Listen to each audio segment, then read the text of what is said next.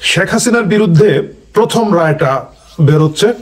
আমি খুবই এক্সাইটেড, উত্তেজিত, এবং সেই উত্তেজনা নিয়ে আমি শুরু করলাম যে কি কোন কোন অপরাধে, কারণ শেখ হাসিনার তো অপরাধের কোনো শেষ নাই, সেই অপরাধের কোন কোনগুলোর বিচার প্রথম দিন হয়ে যাবে এবং আমরা একটা কি যেন ওটাকে বলে যুগান্তকারী, আন্তর্জাতিক মানের, স্বচ্ছ ইত্যাদি ইত্যাদি রায় দেখতে পাবো।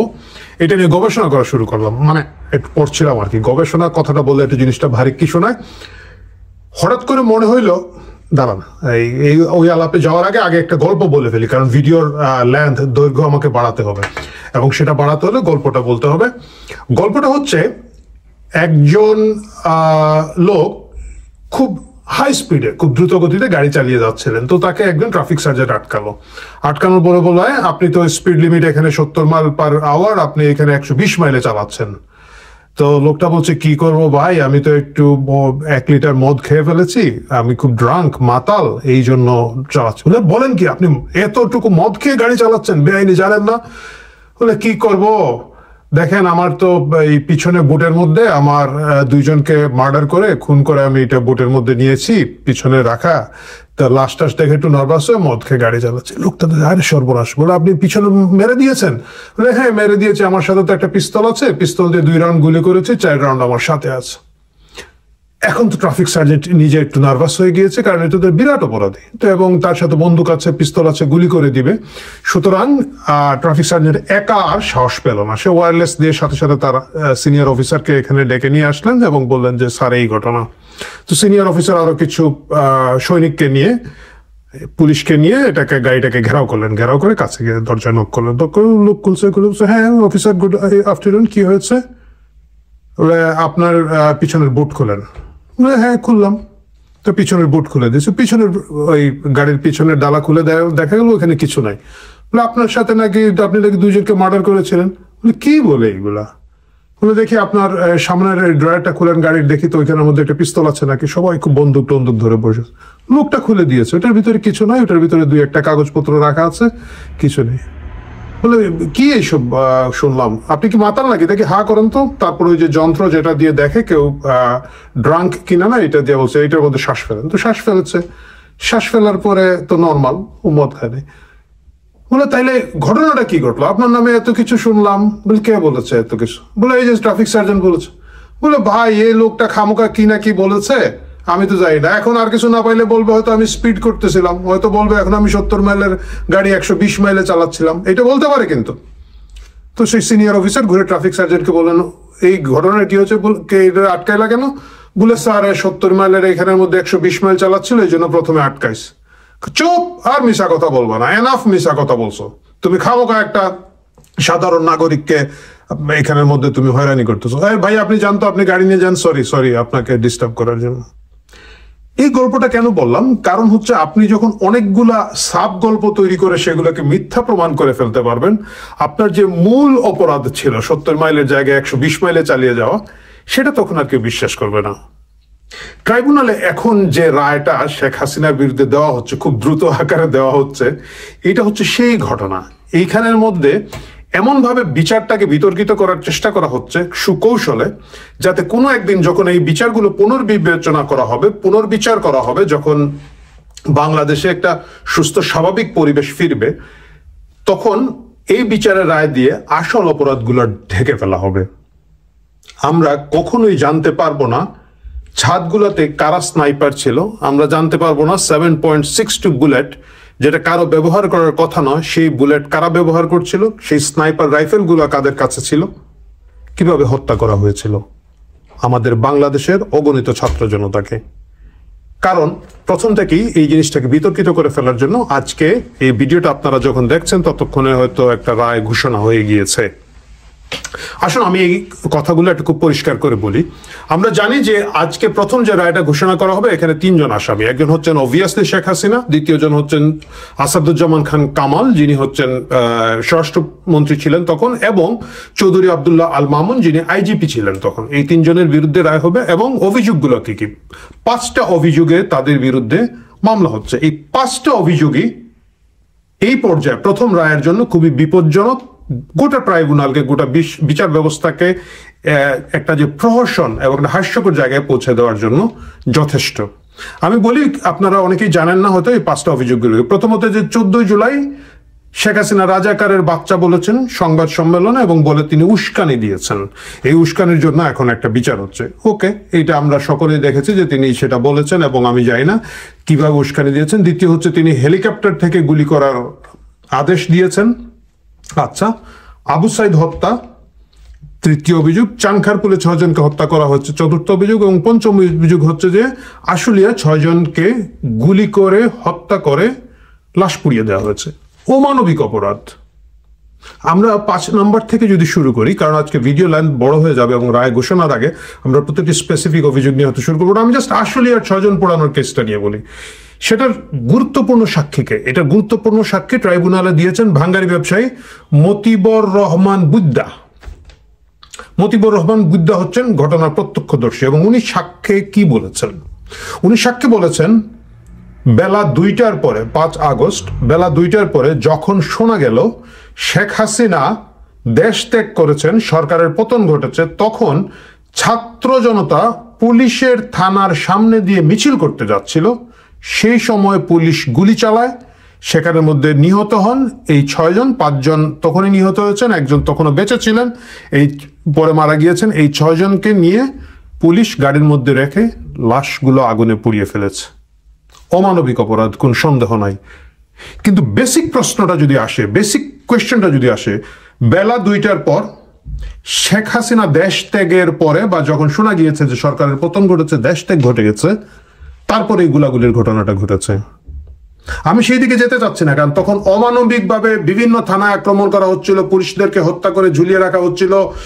আমরা জানি যে প্রেগনেন্ট পুলিশ অফিসারকে পর্যন্ত, নারী পুলিশ অফিসারকে পর্যন্ত ছাড়া হয় নাই, পুড়িয়ে মেরে ফেলা হয়েছে।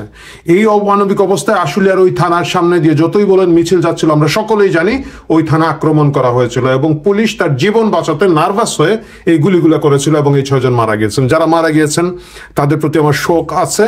তারা তাদের বিক্ষোভ, তাদের আন্দোলনের জায়গা থেকে গিয়েছিলেন, সবই মানলাম। কিন্তু আইনের প্রশ্নে যদি আসেন, যখন শেখ হাসিনা দেশ ত্যাগ করে চলে গিয়েছেন, তখন তিনি কি হেলিকপ্টার থেকে আদেশ দিয়েছেন? মানে উনি যখন ভারতে যাচ্ছিলেন বা ভারতে হয়তো তখন পৌঁছে গেছেন, তিনি কি সেখান থেকে আদেশ দিয়েছিলেন যে আসলে এই 6 জনকে পুড়িয়ে লাশ, গুলি করে মেরে পুলিশের মাধ্যমে লাশ পুড়িয়ে ফেলো? আপনারা দেখতে পাচ্ছেন এই বিচার ব্যবস্থার ফাঁকগুলা কি?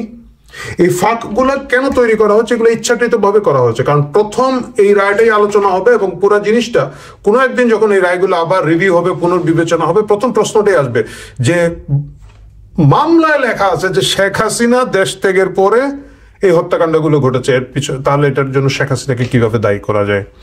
এবং অন্যান্য যে হত্যাকাণ্ডগুলো জুলাই আগস্ট মাসে ঘটেছে, এই গণহত্যার প্রত্যেকটাকেই তখন আর বিচারে আনার আগে বিভিন্ন ধরনের প্রশ্ন তৈরি হবে। কারণ এই প্রশ্নটা এখানে সুকৌশলে রেখে দেওয়া হচ্ছে এই কারণে, কারণ কোনো এক সময় এই হত্যাকাণ্ডগুলোর জন্য মূল দায়ী ব্যক্তিদেরকে আপনারা যখন পিন পয়েন্ট করতে যাবেন, তখন শুরু থেকে এই প্রশ্নগুলো আসবে।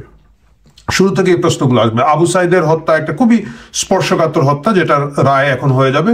সেটা নিয়ে আমি জানি যে অনেক দীর্ঘ আলাপ হয়তো আপনারা অন্যান্য চ্যানেলগুলোতে শুনবেন, অনেক আইনজীবীরা বলবেন।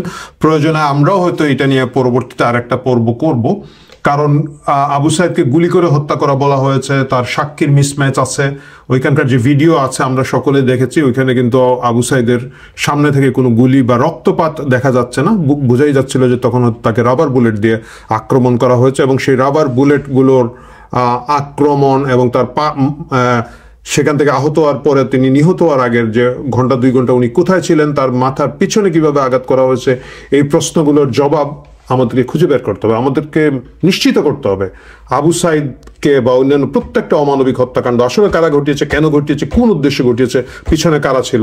এবং এই জবাবগুলো যদি আমরা না পাই, ভবিষ্যতে এই পদ্ধতি আরো অনেকেই অনেক সময় কপি করতে পারে, এবং সেটা আমাদের সাধারণ ছাত্র জনতার, আমার আপনার মতো সাধারণ মানুষের জীবনকে সবসময় ঝুঁকির মুখে রাখবে, যেটা মোটেও কাম্য নয়। আমরা এই আলাপগুলো হয়তো সামনে আগামীতে আরো অনেক বেশিবার তুলব, কিন্তু এই প্রথম রায়ের মধ্যে যে আশুলিয়ার 6 জন পোড়ানোর মামলাটা দেওয়ার যে টেন্ডেন্সিটা আমরা দেখতে পাচ্ছি, সেই টেন্ডেন্সি থেকে আমরা জানি এগুলা কি ঘটছে, কিভাবে করা হচ্ছে এবং কেন করা হচ্ছে। প্রিয় দর্শক, একটা জিনিস আপনারা খেয়াল করে দেখবেন, একই দিনে সিগনিফিকেন্টলি আমাদের শেখ মোহাম্মদ সাজ্জাদ আলী, মানে শেখ শুনেই আবার আপনার ট্রিগার হয়ে যাবেন না, মানে সব শেখের যে দুর্দশা চলছে সবাই সেটা নয়, দুই একজন শেখ, পুলিশ অফিসার শেখ এখনো আছেন, তার মধ্যে একজন শেখ সাজ্জাদ আলী, তিনি হচ্ছেন আমাদের ঢাকার দায়িত্বে আছেন, পুলিশের দায়িত্বে আছেন, খুবই ইন্টারেস্টিং পোস্ট এবং পজিশনে আছেন। তিনি বলেছেন যে বাসে আগুন দিলে, আজকে পত্রিকায় এসেছে, বাসে আগুন দিলে ককটেল মারলে সরাসরি গুলি করতে অর্ডার দিয়েছি আমি, কারণ এটা আমাদের আইনে আছে। এর মানে দেখা যাচ্ছে যখন কেউ যদি বাসে আগুন দিলে গুলি করবে, মেট্রো রেলে আগুন দিলে গুলি করতে পারবে না সেরকম না, মানে কেউ যদি অন্যের জীবনকে ঝুঁকির মুখে ফেলে দেওয়ার জন্য আক্রমণ করে ধ্বংসাত্মক হয়, তাকে গুলি করে থামানোটা আমাদের আইনে আছে। এখন এই আইনে যদি শেখ সাজ্জাদ আলীর হুকুমে রেকর্ডে কেউ মারা যেতেই পারে, এই উসিলায় তারা হয়তো গুলি করতেও পারেন, বা কেউ আসতেও পারে হয়তো একটা বাসে আগুন পোড়ানোর জন্য বা একটা ককটেল মারার জন্য, পুলিশ তাকে গুলি করে মেরে ফেললো। জীবনের নিরাপত্তা দেওয়ার জন্য, জানমালের নিরাপত্তার জন্য পুলিশ তাকে গুলি করে মেরে ফেললো। এখন ভবিষ্যতে এই জন্য কি শেখ সাজ্জাদ আলীর বিচার হবে, যে পুলিশ অফিসারটা বা পুলিশের লোকটা গুলি করবে তার বিচার হবে, নাকি ডক্টর মোহাম্মদ ইউনূসের বিচার হবে এবং আমাদের জাহাঙ্গীর স্বরাষ্ট্র উপদেষ্টা, আপনারা জানেন, ওনার বিচার হবে? এই প্রশ্নগুলো কিন্তু আগামীতে উঠবে, এবং ওই প্রশ্নগুলাই কিন্তু এই ট্রাইব্যুনালে কোনো এক সময় ডক্টর মোহাম্মদ ইউনূসের এবং জাহাঙ্গীরের বিচার করার জন্য রেফারেন্স হিসাবে ব্যবহৃত হবে।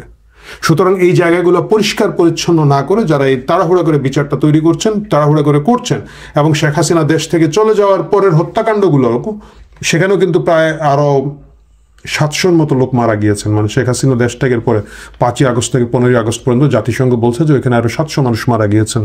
এখন সেইগুলোরও দায়িত্ব শেখ হাসিনার উপরে ফেলে দেওয়া হবে কিনা না আমরা জানি না, কারণ আমরা এই ট্রাইব্যুনালকে দেখেছি হুমায়ুন আহমেদের উপন্যাস পড়ছে ট্রাইব্যুনালের মধ্যে, দেয়াল উপন্যাস থেকে পড়ে একজনের নামের দোষ আর একজনের ঘাড়ে ফেলে দেওয়া হচ্ছে, এই জিনিসগুলো আমরা দেখেছি।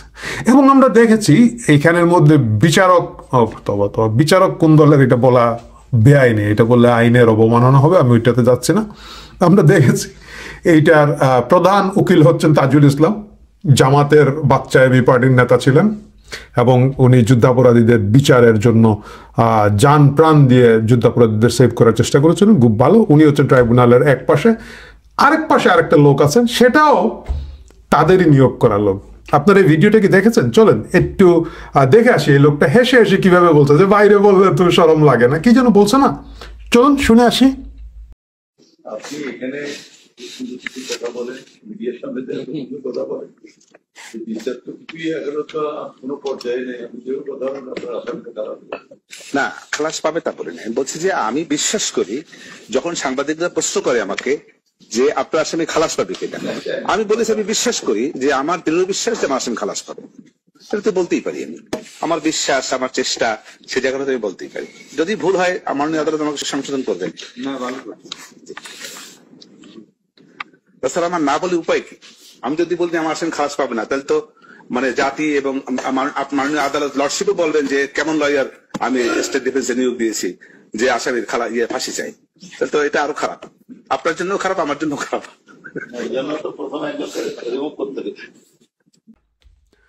তো এই হচ্ছে অবস্থা, যেখানের মধ্যে ট্রাইব্যুনালের উভয় পক্ষ জামাতের লোক, এবং খুব ইন্টারেস্টলি এই মামলায় একজন রাজসাক্ষী আছেন। রাজসাক্ষীটা হচ্ছেন আমাদের চৌধুরী আব্দুল্লাহ আল মামুন, তিনি দোষ স্বীকার করেছেন এবং রাজসাক্ষী দিতে চাচ্ছেন। চৌধুরী আব্দুল্লাহ আল মামুনের আইনজীবী দল কারা জানেন?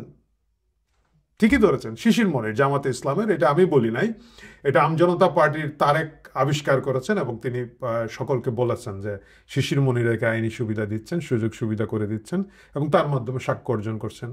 খুব ইন্টারেস্টিং একটা বিষয় কি দেখেছেন, আবরার হত্যা মামলা থেকে শুরু করে এই জুলাই হত্যা মামলার কিছু কি পয়েন্টে যারা ছিল, যারা দায়ী ছিল, তাদের জন্য কেন যেন শিশির মনির এবং জামাতের উকিলরা খুবই বেকুল হয়ে যান। মানে এমন তো না যে জামাত শিবিরের লোকজনের মামলার কোনো অভাব আছে, ওনারা খেতে পারছেন না, তা কিন্তু না, কিন্তু তার খুব বেকুল হয়। আবরার হত্যাকাণ্ডের চিফ মূল আসামি যে 4-5 জন ছিল, তাদেরকে বাঁচানোর জন্য, রক্ষা করার জন্য শিশির মনির জামাত ইসলামের সরাসরি সামনে ছিলেন। এবং এখানেও দেখা যাচ্ছে যে চৌধুরী আব্দুল্লাহ আল মামুন স্পেসিফিকলি পুলিশের আইজিবি হিসাবে জুলাই আগস্টের প্রতিটি হত্যাকাণ্ড যতদিনে দায়ী ছিলেন তার একটা সুপ্রিম কমান্ড রেসপন্সিবিলিটি আছে, তাকে বাঁচানোর জন্য শিশির মুনির এগিয়ে আসছেন। সব কিছু কি এক সূত্রে বাঁধা ছিল? সব কিছু কি মেডিকেল আস ডিজাইনের অংশ? ইতিহাস একদিন এর প্রতিটি প্রশ্নের হয়তো জবাব দেবে।